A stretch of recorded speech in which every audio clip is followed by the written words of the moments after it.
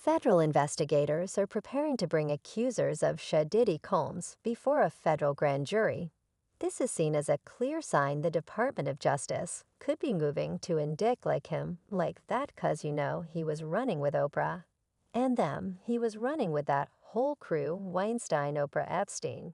He was running with that whole, yet all those people who went to those Diddy parties, not one of them had came out and denounced CNN, has recently uncovered new evidence suggesting a potential connection between Oprah Winfrey and alleged crimes involving Diddy. This bombshell revelation has sent shockwaves through the entertainment world, raising serious doubts about Oprah's associations and ethical standing.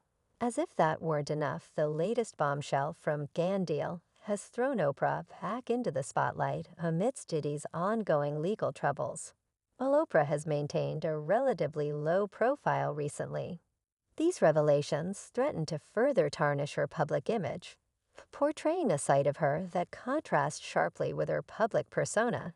This is a significant blow for Oprah, who has faced scrutiny for years over rumors of dubious business practices. Critics have long speculated about her role in Hollywood, particularly her influence over Black celebrities who resist conformity, suggesting she may wield considerable power behind the scenes. Or contentious history with figures like Monique, where disagreements over professional terms reportedly led to career setbacks, adds fuel to these persistent rumors. Oprah's journey through fame has been marked by both adulation and controversy, showcasing the complexities of her legacy in the entertainment industry. So get ready to grab your popcorn, because what you're about to hear today is going to blow your mind. I would say, Oprah Winfrey, you know what you need to do, and stop hiding behind what you call was negative comments. What you call I don't even deal with things like that, because what people are beginning to do is see you for who you are. It's not surprising to think that Oprah and Diddy might be connected, considering their long-standing friendship. Their speculation that just like Diddy, she exerts control over artists, especially Black celebrities, who challenge the status quo. We've seen instances where Oprah allegedly went to great lengths to hinder Monique's career. Monique refused to make a free promotional appearance for the film Precious, which Oprah Winfrey and Tyler Perry supported. Oprah and Tyler Perry were reportedly unhappy with Monique's decision and took significant steps to damage her career prospects. It took Monique many years to recover from this setback, and even now her career hasn't fully rebounded. Let's not forget the controversy between Oprah and Taraji P. Henson. Taraji spoke out about being underpaid, echoing similar concerns raised by Monique. She even revealed that she almost turned down a role in The Color Purple due to inadequate pay. I'm just tired of working so hard, being gracious at what I do, getting paid a fraction of the cost.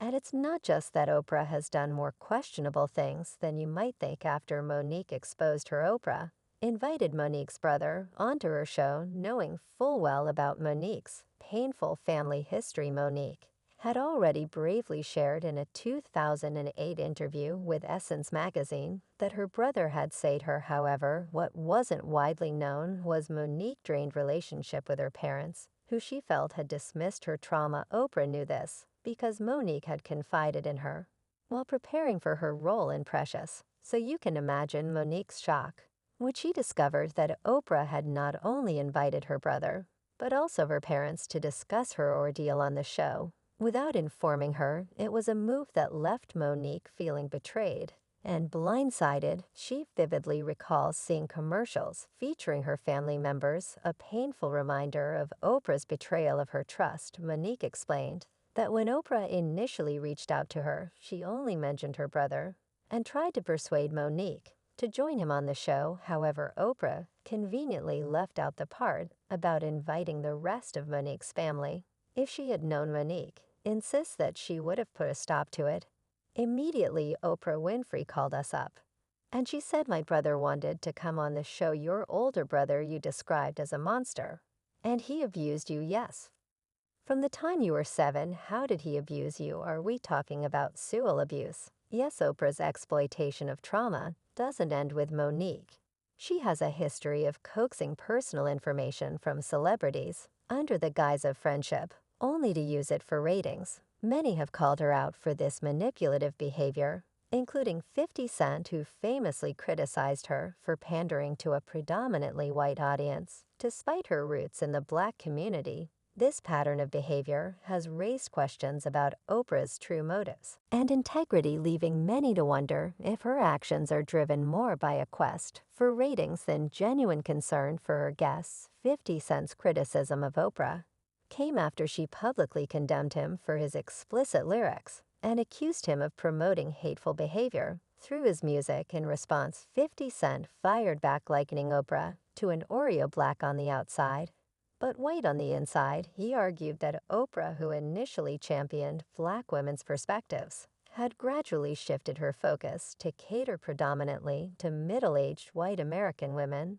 This shift, according to 50 Cent, made Oprah seem disconnected from the very community she once stood for. Ice Cube, known for his journey from rapper to actor, also recently voiced his disappointment after being turned down by Oprah Winfrey and The View for appearances on their shows. Speaking on Tucker Carlson's Twitter show, Ice Cube recounted his unsuccessful attempts to secure bookings on both programs, attributing the rejections to his outspoken views on political issues. He expressed feeling overlooked and uncertain about Oprah's reasons for not inviting him, citing instances such as not being included to discuss his movie Barbershop or his controversial show Black White.